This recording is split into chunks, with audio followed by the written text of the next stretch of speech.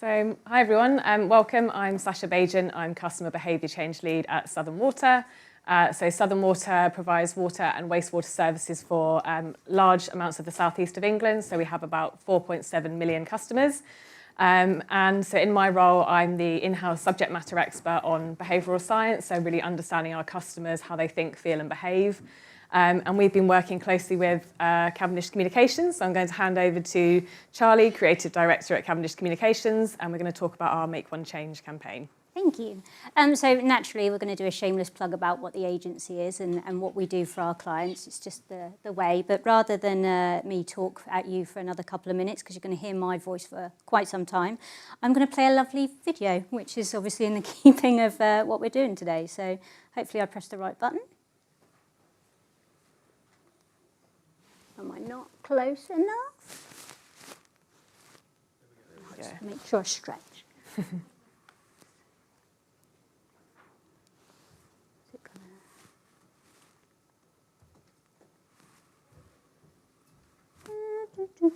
Technical difficulties. I pressed it. I don't want to press it again in case it skips loads.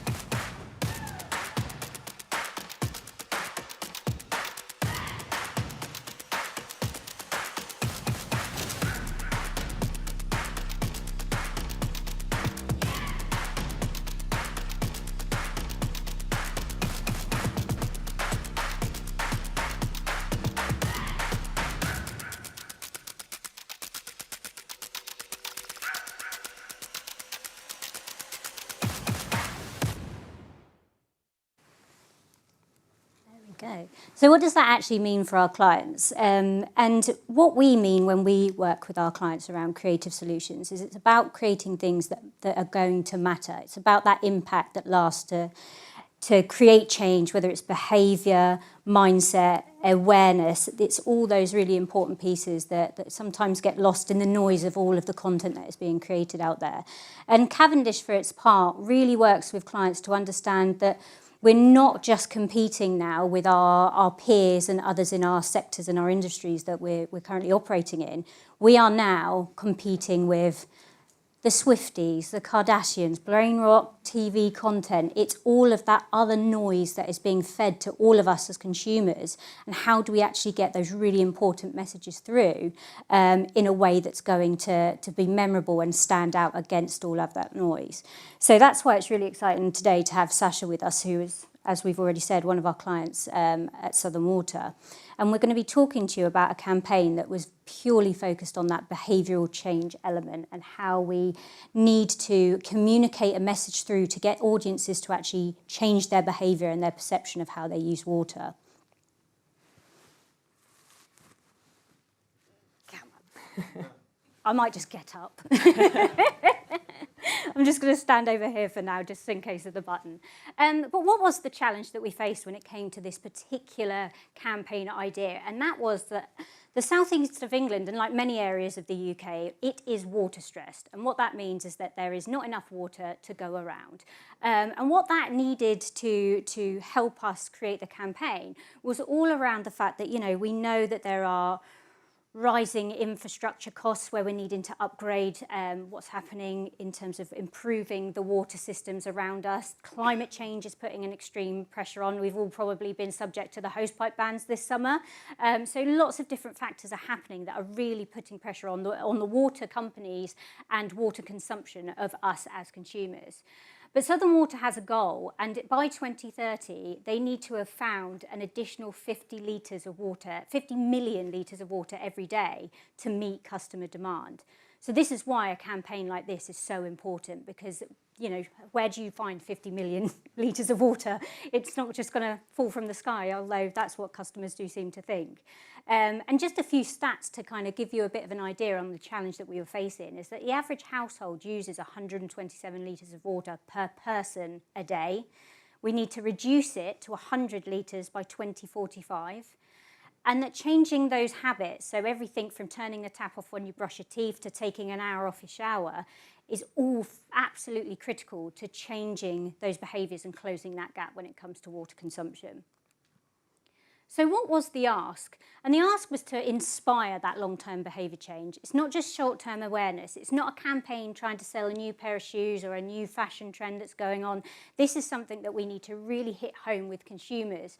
All of us, we all consume water, to make sure that that behaviour change lasts and that it goes through not just yourself, but the family, the generations that you have within your household, to make those changes really stick and make an impact.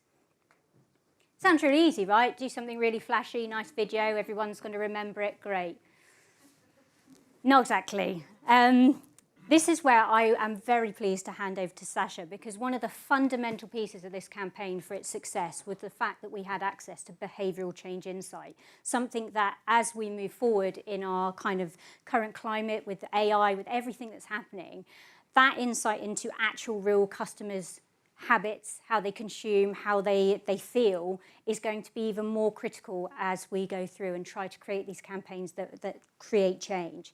And, you know, everything from energy through to utilities like water, education, everything. When you think of politics right now, how social media is swaying and perceiving different things for all of us and swaying people's opinions, maybe not necessarily in the right way. These campaigns where we actually need to enforce change are even more important. So I'm going to hand over to Sasha now. You might not have to stand up. You've got a little bit longer arms than me, but I will have a look. See. So yes, unfortunately, not that easy. I wish it was. So yeah, behaviour change, whether that's changing our own behaviour or looking at changing our customers' behaviour, it's really, really hard. You know, our behaviours and our habits are really ingrained, really unconscious. We do a lot of them in kind of our, you know, autonomous mode without a lot of thought. So it's really difficult to change behaviours in general. But when it comes to changing behaviour around water usage, that is just next level. You know, our customers have really low awareness of the fact that we're actually water stressed, particularly in the southeast, so the fact that we're actually going to run out of water if we don't make changes. We have very low awareness around what that means for our customers and actually why would they need to change. You know, a lot of people feel like they're not using very much water at all. I think when we ask customers how much water they use, you know, Charlie mentioned the 127 litre a day statistic, which is our average. People think, oh, I have, you know, maybe 2 litres of drinking water, a few cups of tea, maybe about 20 litres. So actually that kind of awareness around, you know, the fact that water is scarce, but also the fact of how much we use as individuals and in our homes is just not really known about. So when you combine that with the fact that, you know, it's really difficult to motivate customers to make that change, we're just faced with a very, very difficult challenge. So we really had to understand our customers in detail to know how a campaign was going to work and actually have the impact that we wanted it to. So we knew that we couldn't rely on assumptions, and that's something that we do a lot of in the water sector. We've kind of had this real curse of knowledge because we're surrounded by water. You know, we work a lot in this space. We kind of have the data to see what's happening. So we make a lot of assumptions about how our customers think and feel. And we needed to start from, you know, a position of not doing that. You know, we had to design with our customers and not for them. So in terms of the journey that we went on for this research and working alongside Cavendish, we really needed to take an approach to look at, you know, understanding our customers in more detail, how they kind of think, feel, behave around water. And I think the really valuable and important part about this was that we did this research right at the start. We've kind of fallen into the trap in the past of, you know, completing a whole kind of campaign and then testing it right at the end. And customers tend to give you quite, you know, they want to be polite and friendly and they want to give nice feedback, but actually doing this right at the start of a campaign really got that honest feedback. It got us to really understand actually, you know, what do customers really think, what's really honest, and we'll share some kind of verbatim quotes a bit later on that kind of gives a bit of a flavour of the kind of really honest feedback that we did get from customers. So the process that we went through, really starting with kind of multiple concept testing. So we had 4 creative routes that we tested with customers. And again, that was really valuable for customers to be able to see multiple options and not just presented with kind of one sort of final route. And that was followed by a phase 2, which was some live discussion groups. So these were kind of online sessions where we could really sit in and watch what customers were saying. And this involved a real mixture of kind of audience segments, kind of different characters, different personalities, really different kind of segments, and we could kind of really hear what people were saying and really sort of sit in on those discussions.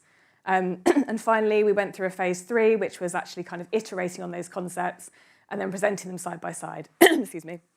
So yeah, I think it was just really valuable to sit in on those sessions and really kind of see that live, and kind of have those, have that real life customer feedback. And I think those of you kind of with a behavioural background might be familiar with quite a well-known saying, which is that customers don't do what they say and they don't say what they do. So I think it's really important with customer insight that we really understand kind of what customers are saying and from different angles, and really kind of learn that in detail, but also what they're not saying, and kind of not just take it as kind of token customer feedback, but really look to understand kind of what are people saying and try and understand that from different angles. And I think just before we move on, from an agency perspective, having that access right at the beginning of the process was absolutely critical to the success of the campaign. And to give you kind of a bit of an idea of the inner workings, right at the beginning when we were testing out different ideas and directions for the concepts, we thought we'd hit the jackpot with a tricolon. So when you think of like Mind the Gap, Catch It, Bin It, Kill It, that kind of tricolon, we know it does work in other campaigns. So we went in with that and plus a couple of the others. And the customers didn't like it. They were like, no, it's too much. You're asking me to do too many things at once. And that really kind of brought us as an agency back down to earth. You know, that insight in seeing other campaigns out there that are successful doing a similar thing, and then it not resonating with these customers, because we had that behavioural change insight from that point and that insight from the customers, it really did change the direction how we approach the campaign and being able to make it successful. So when it comes to that insight, that is absolutely critical when it comes to a behavioural change campaign and really getting it right for the customers and the audiences. Definitely. It's not going to work for me now. There we go.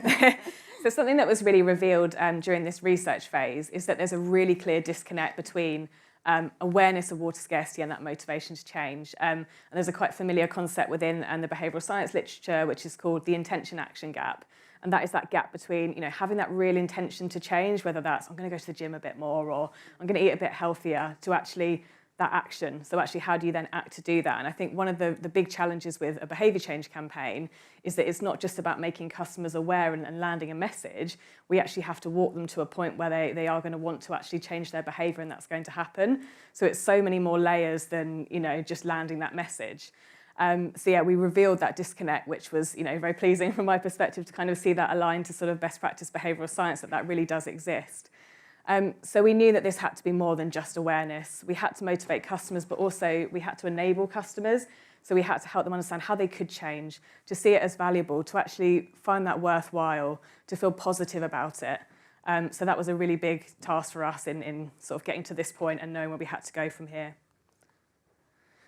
And yeah, you can kind of see here some of our sort of verbatim comments from our customer testing. And when I mentioned that customers, you know, really don't hold back and give us some honest feedback, this is very different to, you know, presenting a finalised concept and them going, oh, that's nice. Yeah, I would definitely change my behaviour off the back of that. You know, we got this really kind of honest feedback. Very and honest. You can, yeah, which there's always some characters in the room, so they're very interesting sessions to sit in on.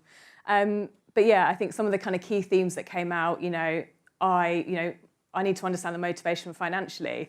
That was a job for us and for the team, really. You know, how do we frame that in the right way? Because this is more than just kind of giving customers a chance to do some mental maths. They don't want to. We have to tell them really clearly, what the financial motivation is going to be. We have to make that easy for them. Also kind of thinking about some of those small actions that don't really make much of a difference, and not being able to control what others do. We then really saw the opportunity there to actually help try and bridge that gap, to kind of say, actually, collectively, this is going to have a huge impact if we all work together. And then I think finally a really interesting one for me is, I'm already doing enough. And I think I mentioned that, customers have very low awareness of actually how much water we use every day. Most of us do. It's not really something we think about. So actually that kind of, how do we help people understand there probably are little areas where you could use a little bit less and it wouldn't have that huge impact on your lifestyle. So for these, really, it gave us some kind of, I guess, concerns to address with customers, and some kind of things that we knew we had to overcome. And it really helped us understand where the gaps were that we had to fill with the campaign going forwards. The one around wanting to understand the savings in pounds and pence instead of litres was quite a game changer as well. So, you know, at the concept stage, we were thinking about all these clever creative ways that you can show how 10 litres of water looks if it's cups of tea or things like that. And again, the customers didn't want to know that didn't feel relevant enough to them. So the fact that we then did some work with Southern Water to understand and identify those pound savings and being able to put that monetary benefit towards the ads, whether that was across social or in the actual video itself, were really key to being able to get people to actually listen. And there were several that we were able to identify that created savings between water and energy usage. So again, it was being able to double up the benefits and show customers that there was something that made an instant change to them and their situation through being able to use those insights that we gathered. Absolutely, and I think if we started the campaign from a position of we know everything and we're going to deliver exactly what we think, we wouldn't have been delivering the right thing for customers, and we absolutely, as water companies, need to listen to our customers more. So being able to do this work right at the start and, you know, ongoing has been really valuable to help shape that campaign in the way that it needs to be shaped. So yeah, these kind of comments and really hearing them and seeing them live are just so valuable for us. So we know that awareness isn't the same as action, and that's the crucial point. There's so much more that goes into closing that intention-action gap for behaviour change. So in order to drive, you know, real behaviour change, we had to turn that awareness of water scarcity into ownership. So we had to make our customers feel really positive about that change. We had to make them feel like this is something they wanted to do. You know, they wanted to feel like they're part of a solution. They didn't want to feel dictated to by their water company. It had to feel like a positive collective experience. So we were really looking to address some of these kind of, I guess, misconceptions that we sort of found from the insight. So, you know, particularly at the time, water bills were very cheap compared to lots of other kind of utilities, and that's obviously changed recently. But they were seen as, you know, having that kind of low priority compared to other expenses in the home, particularly amongst, you know, a cost of living crisis. Also the idea that, you know, we like to talk about the environment as water companies because we kind of understand that benefit, but actually for our customers, they were saying, you know, I care about the financial incentives. So we knew we had to frame that in a way that brought that to life for customers. The view that small actions alone won't matter, we knew that we had to make sure that we solved the kind of cumulative impact of those. And a view that we're doing enough within your own home. So how do we help customers understand there are little things that they can do that aren't huge sacrifices, but they can really make those positive changes that won't feel like a lot, but they'll really have an impact. So finally, into turning insight into strategy, and a really excellent campaign that we're really proud of. So yeah, everything we heard from customers really shaped that creative challenge and kind of shared some principles here that really helped shape the campaign, and these do really align to sort of best practice behavioural science too.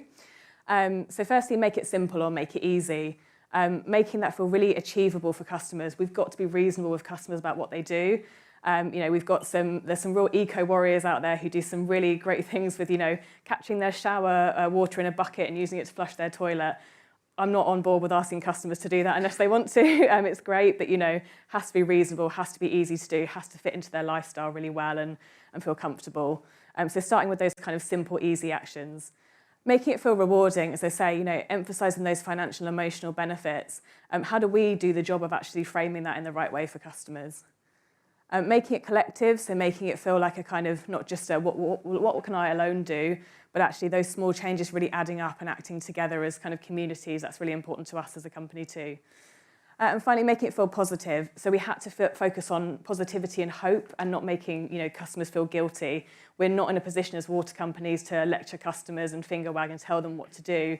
This had to feel like a positive thing that customers wanted to do because they understood the value and the benefit. So really, yeah, I think this approach really set us up for a really excellent campaign going forwards. We learned so much at the start that really set us on the right path to an excellent campaign. So I'll hand over to Charlie to speak a bit more. Thank you very much. So we're going to get to the final product and what we actually created as our hero element. And we've been talking a little bit about this in our roundtables downstairs. Just sometimes the perception for customers is that video is the nice add-on at the end, the shiny thing if you've got a bit of budget left over. What we tend to do with our clients is we position the video piece as the hero element. And the way we do that is we talk about how it can sweat for you. You can make a video really earn its money through being able to cut it down, put it across different channels. It's a really valuable piece. And so that's why for this campaign, even though it is a completely robust campaign with multiple channels and different mediums, the hero piece was the kind of the jewel in the crown. And what we wanted to show you is just how that comes to life. So the campaign was called Make One Change. So leaning into what Sasha was saying about making this really simple for customers is that they just needed to make one change. And if everyone on your street did it, you're going to make a huge cumulative impact.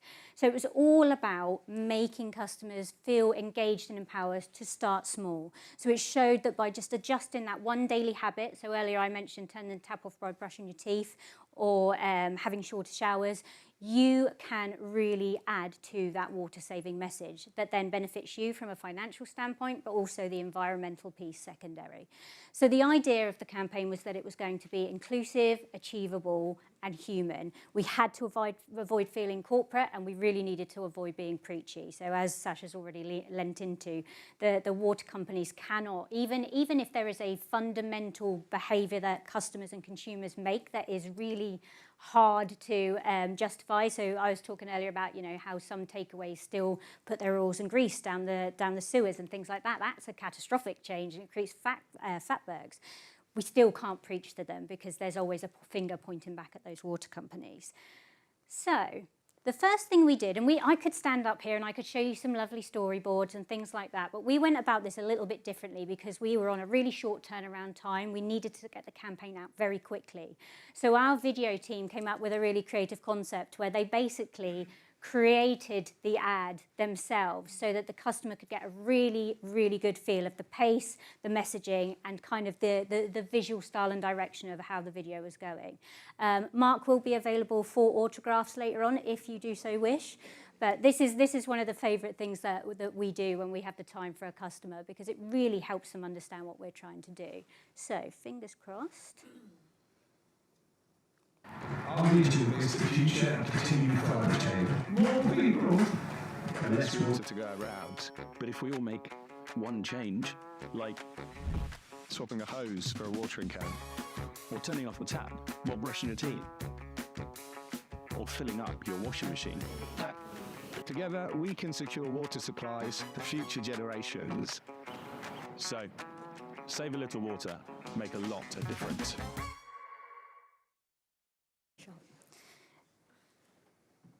Now, the reason we went with that approach is, as you can probably tell, you get a real sense for the feel of the video, the kind of the personality that's going to come through, and how the messaging is going to land. So in a second, I will show you the final cut, but by no means is it an easy feat. And you guys in the room know how and what goes into creating a really impactful video. But just to give you a kind of an idea of what went behind this particular piece of video content, there was 26 members of cast and crew, so not overly extensive, but enough that there was quite a hefty catering budget. We shot on 4 locations across 3 days, so it was really tight turnaround times of moving to those different locations. And that there was over, I think is it 10 hours of footage that we shot, including B-roll, and that got cut down to 30 and 20 seconds. So all of that work to go into that really impactful video at the end. So there's a real kind of education piece around people understanding that when you want to create cinematography as opposed to videography, this is what you need to do to be able to do that. And in a world where everyone and their mum can use CapCut or their phone to create social content, this is where we can really shine and show people that if you want to make lasting impact, you need to think about the quality of what you're putting out there. So that gives you a kind of a little overview into our process, kind of showing what's inside the sausage, as someone once said to me. But what I'd love to show you now is that final piece. So this video that you're going to see in a second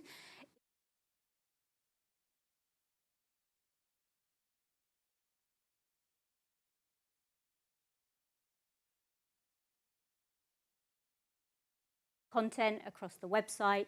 It literally got placed everywhere it could possibly be. It was geo-targeted by postcode across the video on demand channels so that we could really make sure that where it was getting seen was actually beneficial. One of my colleagues at the moment cannot understand why she is receiving Thames Water ads when she lives in Portsmouth. So we were very careful to make sure that every penny spent by the client was going towards the people that needed to enact the change. So I will be quiet and play the final video.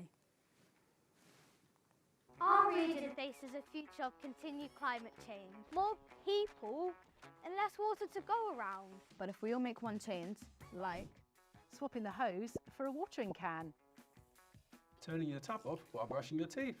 or always running a full wash load. Together we can help secure water supply for future generations. Make one change. Save a little water, make a lot of difference.